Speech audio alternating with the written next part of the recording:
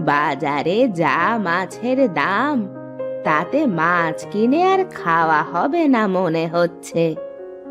আরে আরে এখানে চিংড়ি কোথা থেকে আসলো? আরে বাহ, চিংড়ি মাছটা দেখতে তো অনেক সুন্দর। যাই, এটাকে নিয়ে যাই।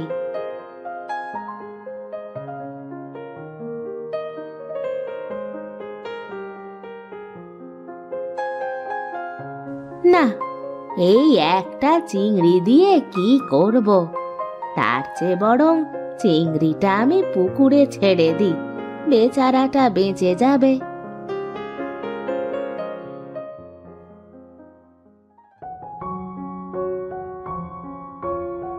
কিরে মালা, তুই আমার বাড়িতে এই সময়?